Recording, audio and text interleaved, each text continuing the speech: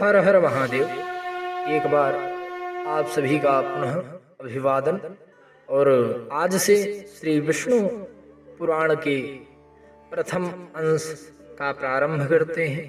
और विष्णु पुराण के प्रथम अंश के अंतर्गत जो प्रथम अध्याय प्राप्त होता है उसमें ग्रंथ का उपोदघात किया गया है। उपोदघात का तात्पर्य यहाँ पर ग्रंथ के विषय वस्तु से कि ग्रंथ में क्या क्या संप्राप्त होगा उसके विषय में चर्चा प्राप्त होती है। श्री सूत जी बोले कि मैत्रेय जी ने नित्य कर्मों से निवृत्त हुए मुनिवर पराशर जी को प्रणाम करके और उनके श्री चरणों को छू करके पूछा कि हे गुरुदेव, मैंने आपसे ही संपूर्ण वेद वेदांग और सकल धर्म शास्त्रों का क्रमशः अध्ययन किया है।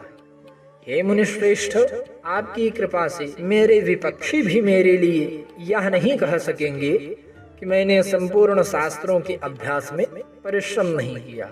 हे धर्मज्ञ, हे महाभाग, अब मैं आपके मुखारविंद से यह सुनना चाहता हूँ कि यह जगत किस प्रकार उत्पन्न हुआ और आगे भी कहने का तात्पर्य दूसरे कल्प के प्रारंभ में कैसे होगा, तथा हे ब्राह्मण, इस संसार का उपादान कारण क्या है। यह संपूर्ण चराचर किससे उत्पन्न हुआ है, यह पहले किसमें लीन था और आगे किसमें लीन हो जाएगा।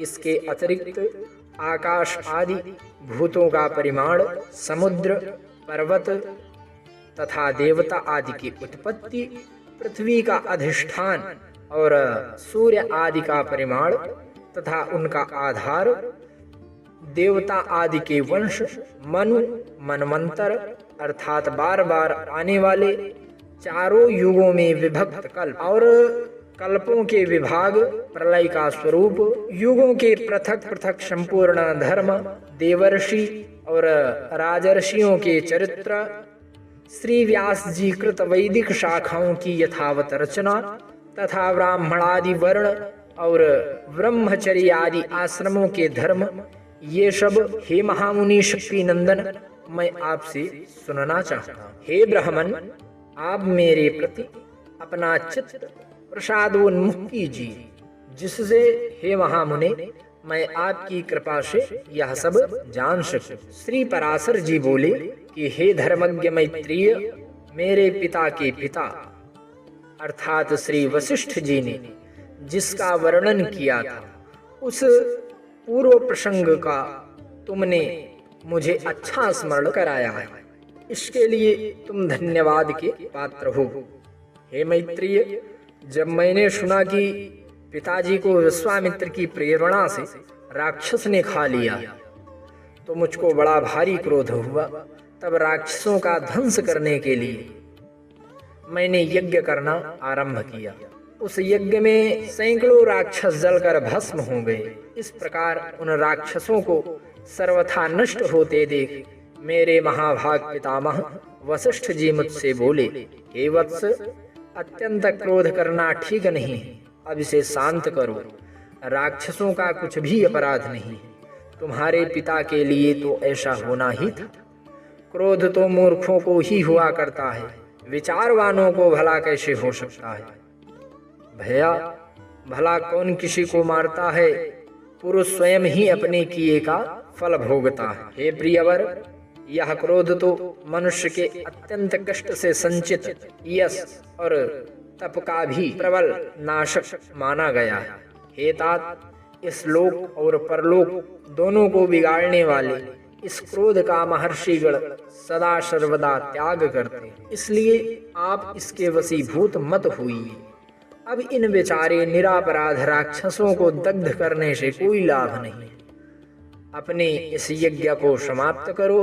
साधुओं का धन तो सदा सर्वदा से क्षमा ही माना गया है। महात्मा दादाजी के इस प्रकार समझाने पर उनकी बातों के गौरव का विचार करके मैंने वह यज्ञ समाप्त कर दिया। इससे मुनिश्रेष्ठ भगवान वशिष्ठ जी बहुत प्रसन्न हुए। उसी समय ब्रह्मा जी के पुत्र पुलस्त्य जी वहां आए। हे मैत्रेय पितामह अर्थात वशिष्ठ जी ने उन्हें अर्घ्य प्रदान किया। तब वे महर्षि पुलह के ज्येष्ठा भ्राता महाभाग पुलस्त्य जी आसन ग्रहण करके मुझसे बोले। पुलस्त्य जी बोले, तुमने चित्त में बड़ा वैर भाव रहने पर भी अपने बड़े बूढ़े वशिष्ठ जी के कहने से क्षमा स्वीकार की है, इसलिए तुम संपूर्ण शास्त्रों के ज्ञाता होगे। हे महाभाग, अत्यंत क्रोधित होने पर भी तुमने मेरी संतान का सर्वथा मूलोच्छेद नहीं किया, अतः मैं तुम्हें एक और उत्तम वर देता हूँ। हे वत्स, तुम पुराण संहिता के वक्ता होगे और देवताओं के यथार्थ स्वरूप को जानोगे तथा मेरे प्रसाद से तुम्हारी निर्मल बुद्धि, प्रवृत्ति और निवृत्ति अर्थात भोग और मोक्ष के उत्पन्न करने वाले कर्मों में निसंदेह हो जाएगी। पुलस्त्य जी के इस तरह के वचनों के अनंतर फिर मेरे पितामह भगवान वशिष्ठ जी बोले, पुलस्त्य जी ने जो कुछ कहा है वह सभी सत्य होगा। हे मैत्रेय, इस प्रकार पूर्व काल में बुद्धिमान वशिष्ठ जी और पुलस्त्य जी ने जो कुछ कहा था वह सब तुम्हारे प्रश्न से मुझे स्मरण हो आया है। अतः हे मैत्रेय, तुम्हारे पूछने से मैं उस संपूर्ण पुराण संहिता को तुम्हें सुनाता हूँ। तुम उसे भली प्रकार से ध्यान दे करके सुनो। यह संपूर्ण जगत भगवान विष्णु से उत्पन्न हुआ है, उन्हीं में स्थित है। वे ही इसकी स्थिति और लय के कर्ता हैं तथा यह जगत भी वे ही है।